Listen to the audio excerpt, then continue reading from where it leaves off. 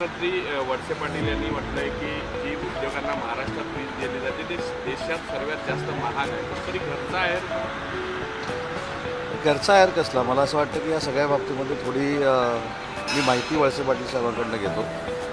वळसे पाटील साहेब हे ऊर्जा मंत्री राहिलेले आहेत, विधानसभेचे अध्यक्ष राहिलेले आहेत, राज्याचे गृहमंत्री राहिलेले आहेत. त्याच्यामुळे नक्की त्यांच्या मनामध्ये काय आहे ती जरा माहिती करून घेतो आणि माझ्याकडे जी काय माहिती ती त्यांना देतो. आणि कॅबिनेट सब कमिटीमध्ये जेव्हा एखादा अल्ट्रा मेगा प्रोजेक्ट जातो किंवा मेगा प्रोजेक्ट जातो त्यावेळी त्याला आम्ही 3 रुपयापर्यंत सबसिडी देतो इलेक्ट्रिसिटीमध्ये. हे जगजाहीर आहे. म्हणजे मला असं वाटतं की वळसे पाटील साहेबांच्या मनामध्ये काही जर शंका असेल तर मी स्वतः भेटून त्यांना ती दूर करेन. आपण वैभव नाईकांना शिवसेनेत घेण्याबद्दल जे स्टेटमेंट दिलं त्यावर नारायण राणे बोलले की ते आमचे ॲडव्हायझर नाही, एकनाथ शिंदे सुद्धा त्यांना जर शिवसेनेत घेतील तर मला विचारून घेतलं असं. माझं पूर्ण जर पत्रकार परिषद आपण बघितली असेल किंवा माझं म्हणणं बघितलं असेल त्याच्यामध्ये वैभव नाईक हे माझे कॉलेजपासूनचे मित्र आहे. माझ्या कॉलेजच्या मित्रानं चांगल्या लोकांबरोबर काम करावं असं मी म्हटलेलं आहे. त्याच्यामध्ये मला काही वावगं वाटत नाही, कारण शेवटी शिंदेसाहेब सांगतील तेच आमच्या पक्षामध्ये होतं, तेच शिवसेनेचे मुख्य नेते आहेत आणि राणेसाहेबांच्या सल्ल्यानं जे काय करायचं ते करू. नरहरी झिरवळ म्हणाले की 1500 रुपये सरकार देत आहे त्यामुळे लाडक्या बहिणी खुश आहेत, 2100 रुपये देऊ असं आमच्यापैकी कोणीही म्हटलेलं नाही. झिरवळ साहेब काय म्हणाले मला माहीत नाही, परंतु याच्याबद्दलचं स्पष्टीकरण मुख्यमंत्री आणि दोन्ही उपमुख्यमंत्र्यांनी दिलेलं आहे.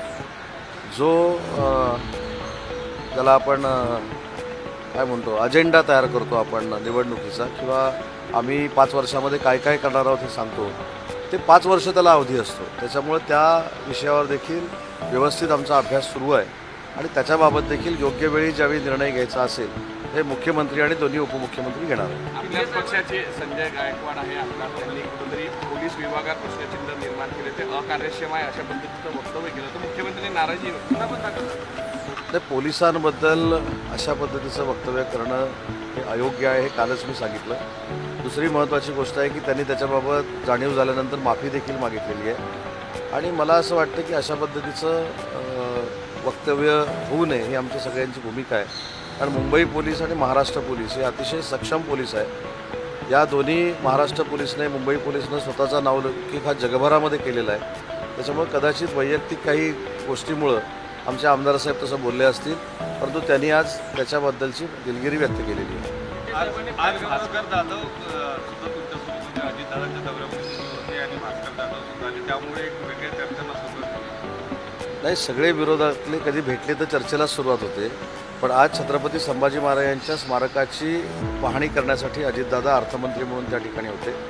मी जिल्ह्याचा पालकमंत्री म्हणून होतो आणि ते आमच्या जिल्ह्यातले आमदार म्हणून छत्रपती संभाजी महाराजांच्या स्मारकाची आखणी कशी आहे हे बघायला ते आलेले होते. त्याच्यामुळे कुठेही त्याच्यातनं राजकीय मला असं वाटतं की उद्देश कुठचा नव्हता आणि राजकीय वलय देखील कुठचं नव्हतं. शिंदे साहेबांनी पहिलगाममध्ये जो दौरा केला आपल्या काही कार्यकर्ते मुंबईमध्ये आभार अशी बॅनर जे लावले होते, ठाकरे गटाकडून या बॅनरची टीका होती.